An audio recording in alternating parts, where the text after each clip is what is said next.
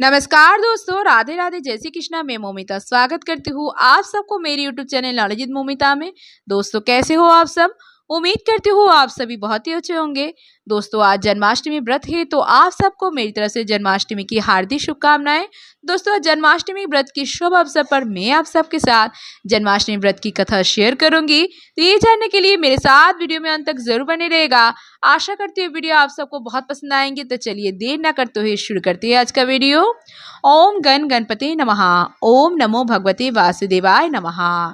जन्माष्टमी व्रत की कथा। द्वापर युग में भाद्रपद कृष्ण अष्टमी तिथि की आधी रात को मथुरा के कारागार में वासुदेव की पत्नी देवकी के गर्भ से भगवान श्री कृष्ण ने जन्म लिया था। श्री कृष्ण ने बुधवार को रोहिणी नक्षत्र में जन्म लिया था। अष्टमी तिथि को रात्रि काल अवतार लेने का प्रमुख कारण उनका चंद्रवंशी होने बताया जाता है। श्री कृष्ण चंद्रवंशी, चंद्रदेव उनके पूर्वज और बुध चंद्रमा के पुत्र है और इसी कारण चंद्रवंश में पुत्रवत जन्म लेने के लिए कृष्ण ने बुधवार का दिन चुना। भगवान कृष्ण ने माता देवकी के 8वें संतान के रूप में जन्म लिया था।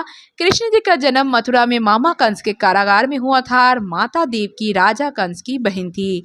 इसलिए भाद्रपद कृष्ण अष्टमी तिथि को भगवान श्री कृष्ण का जन्मोत्सव मनाया जाता है।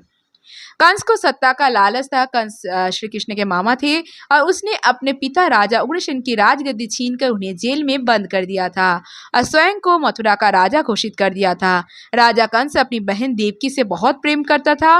उन्होंने अपनी बहन का विवाह वासुदेव से कराया था, लेकिन जब वह देवकी को विदा कर रहा था तभी एक आकाशवाणी हुई कि देवकी का 8वां पुत्र कंस की मौत का कारण बनेगा। ये सुनकर कंस डर गया। उसने तुरंत ही अपनी बहन और उनके पति वासुदेव को जेल में बंद कर दिया। उनके आसपास सैनिक की कड़ी पहरेदारी लगा दी और कंस अपनी मौत के डर से देवकी और वासुदेव के 7 संतानों को मार चुका था। और भाद्रपद मास की कृष्ण पक्ष की अष्टमी तिथि को रोहिणी नक्षत्र के दिन बुधवार की अंधेरी रात में भगवान कृष्ण ने देवकी के 8वें संतान के रूप में जन्म लिया। श्री कृष्ण के जन्म लेते ही कोठरी प्रकाशमय हो गया। तब तक आकाशवाणी हुई कि विष्णु जी ने कृष्ण जी के अवतार में देवकी के कोख में जन्म लिया है। उन्हें गोकुल में बाबा नंद के पास छोड़ आए और उनके घर एक कन्या जन्मी है, उसे मथुरा लाकर कंस को सौंप दे। भगवान विष्णु के आदेश से वासुदेव भी भगवान कृष्ण को सूप में अपने सिर पर रखकर नंद जी के घर की ओर चल दिए और भगवान विष्णु की माया से सभी पहरेदार सो गए और कारागार के दरवाजे खुल गए।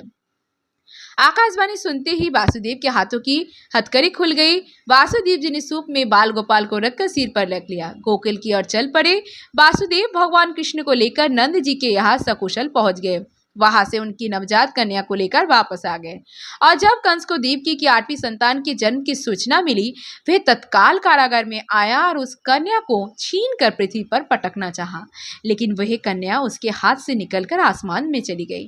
फिर कन्या ने कहा, हे मूर्ख कंस, तुझे मारने वाला जन्म ले चुका है और वह वृंदावन पहुंच गया है। वह कन्या कोई और नहीं, स्वयं योगमाया थी और बाबा नंद और उनकी पत्नी मां यशोदा ने कृष्ण जी का पालन पोषण किया और राजा कंस ने कृष्ण जी का पता लगाकर उन्हें मारने की खूब कोशिश की, लेकिन कंस की सारी कोशिश विफल हुई और कृष्ण जी को कोई मार नहीं सका। अंत में श्री कृष्ण ने कंस का वध किया। राजा उग्रसेन को फिर मथुरा की राजगद्दी सौंप दी और इस तरह से जन्माष्टमी की व्रत कथा पूरी हुई।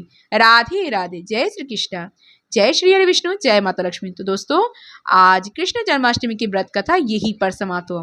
तो दोस्तों कैसी लगी आप सबको आज की ये वीडियो, मुझे कमेंट करके जरूर बताइएगा। वीडियो अगर अच्छी लगी हो तो वीडियो को ज्यादा लाइक और शेयर जरूर कीजिएगा। ऐसे और वीडियोस पाने के लिए मेरे चैनल नॉलेज विद मोमिता को जरूर सब्सक्राइब कीजिएगा। सब्सक्राइब के बगल में बेल आइकन दबाना मत भूलिएगा ताकि नए नए वीडियो की नोटिफिकेशन जल्द से मिल जाए। कमेंट में जय श्री हरि विष्णु, जय माता लक्ष्मी, जय गणपति बप्पा लिखना मत भूलिएगा। आप मुझे फेसबुक इंस्टाग्राम फॉलो कर सकते हैं। मेरे Facebook Instagram link description box में दिए गए हैं, आप चाहे तो चेक कर सकते हैं।